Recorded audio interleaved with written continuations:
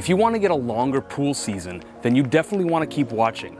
For about $100 and a few hours, you can get in your pool sooner and stay in longer.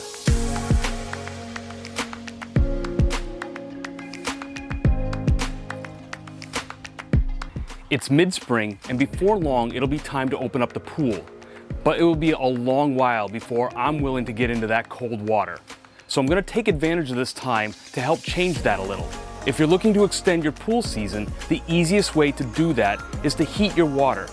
And you can do that for about $100. Here in New England, my pool season is typically Memorial Day to Labor Day, which is only 3 months, and it's a lot of work to open and maintain a pool for that short pool season. I've had pool seasons go 4, if not 5 months, just by adding a simple heater. Now, I'm not talking about some fancy electric or gas heater or furnace that costs hundreds, if not thousands of dollars.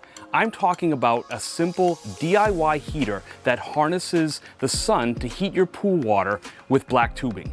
I've made videos in the past talking about my heater and even how to pump water through it just by using your filter pump. But I've never really shown you how cheap and easy it is to make one of these simple heaters. There are lots of videos out there showing you how to use these things, but few of them show you how to make one that's really well made and one that will last a long time. My first one that I made was made with spare materials I had laying around my house, and it lasted a pretty decent amount of time, but now it's starting to fall apart. It was also extremely big and heavy, and I like to take mine in during the winter time, so I wanted something that was a little bit more convenient. I've come up with some ideas to make them smaller, more effective, and I'm gonna make 2 or 3 of them instead of one big one so that they're easier to move. And I'm also considering putting these things up on my roof so that they'll get more direct sunlight.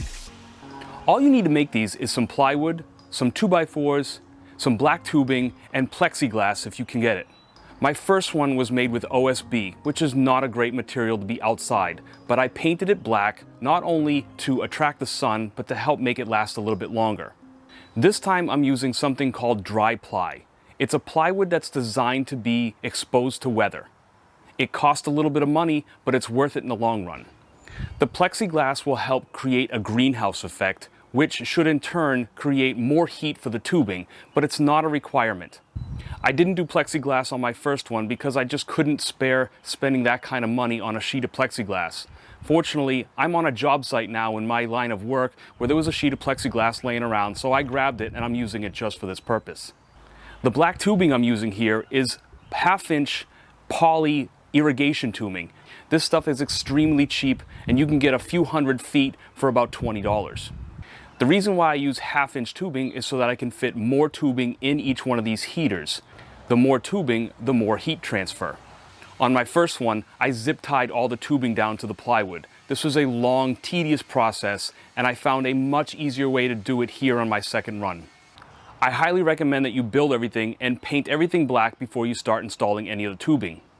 I also recommend that you silicone any of the joints between the plexiglass and the plywood. You want to keep as water out of this thing from rain as much as possible so that it does last a long time.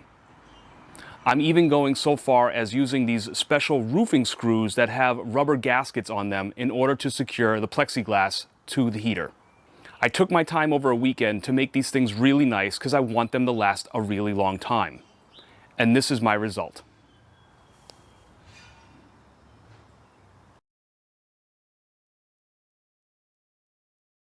The fittings that you use to connect to your pool will really depend on how you intend to connect this thing. Whether you connect it directly to your filter pump like I did, or if you're going to use some sort of external electric pump. These fittings are available at most places and are about $1 a piece. Mine will allow me to connect an actual garden hose to each one of the heaters so then I can connect them to my pump in any way I want. Like I said, you can use an electric pump to pump the water from your pool to the heaters, but I found a way to use my existing pool filter pump to pump it by having a diverter valve. You can check out the video on that right here.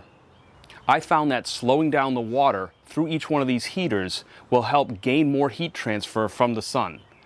So by installing some sort of valve at your pump to slow down the water, you might find that you're going to get more heat that way than just running water through here full blast. The water coming out of my heaters typically is about 10 degrees warmer than the pool water. After a few good sunny days, my pool water can warm up significantly. So if you want to get into your pool before the rest of your neighbors do and still be swimming in it long into the fall when everybody else is closing up, then spend a few bucks and make a simple solar heater to extend your pool season. It doesn't take long to build. I made mine in a single weekend. Please feel free to comment below if you have any questions, and subscribe to my channel if you want to see more pool tips.